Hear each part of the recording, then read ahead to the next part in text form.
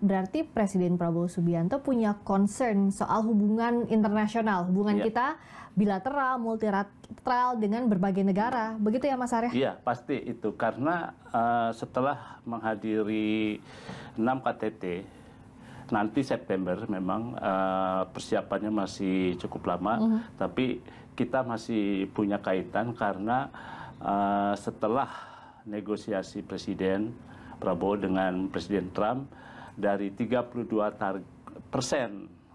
biaya masuk yang kita ditetapkan, kita bisa nawarkan itu menjadi 19%. Tapi kita bertambah bebannya. Oke, kita nggak berhasil 0% gitu ya, hanya 19, tapi kita masih punya tambahan 3 loh. Satu, kita harus membeli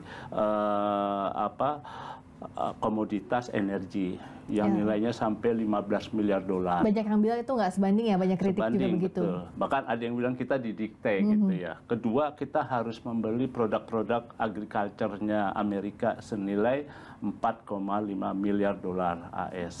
Nah yang ketiga, ujuk-ujuk kita harus membeli 50 Boeing 777. Duitnya dari mana tuh? Sementara kebutuhan kita kan ada banyak ya. Program pemerintah di dalam negeri juga masih banyak banget. MBG, lalu kemarin Koperasi Desa dan Kelurahan Merah Putih, lalu cek kesehatan gratis, dan lain-lain, banyak kali yang program itu. Nah, tapi dari mana duitnya? Nah, jadi barangkali setelah kita ditetapkan 19%, kita terus menego. Kalau nggak salah ini ada penundaan, Mbak. Nah, selama penundaan beberapa minggu ke depan ini, nah inilah yang akan nanti puncaknya dipakai pada bulan September. Presiden Prabowo bertemu dengan Presiden Trump untuk menegosiasikan kembali tarif biaya masuk. Semoga sih perjanjian perdagangan kita bisa lebih ringan, kita nol. Semoga bukan kita yang didikte, begitu ya, seperti kekhawatiran banyak pihak.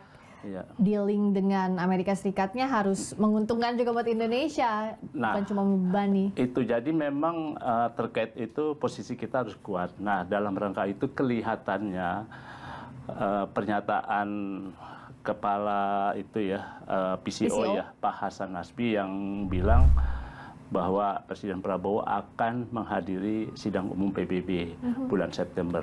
Jadi menurut kita oke banget tuh. Kita yang di istana selama ini kan belum ada ya presiden yang datang ke sana ya. Nah, Presiden Prabowo kalau dia hadir artinya presiden yang pertama kembali setelah Pak SBY. Terakhir Pak SBY yang ke PBB. Nah, kehadiran Presiden Prabowo pasti punya nilai-nilai penting dan strategis serta posisi yang kuat untuk meneguhkan bargaining posisi kita Indonesia kuat. Nah, cuma tinggal bagaimana nanti performance-nya Pak Prabowo nih, Presiden kita ketika berpidato. Di depan sidang umum PBB. Sidang umum PBB ya, 193 anggota PBB itu, negara-negara itu, dan juga isi pidatonya seperti apa.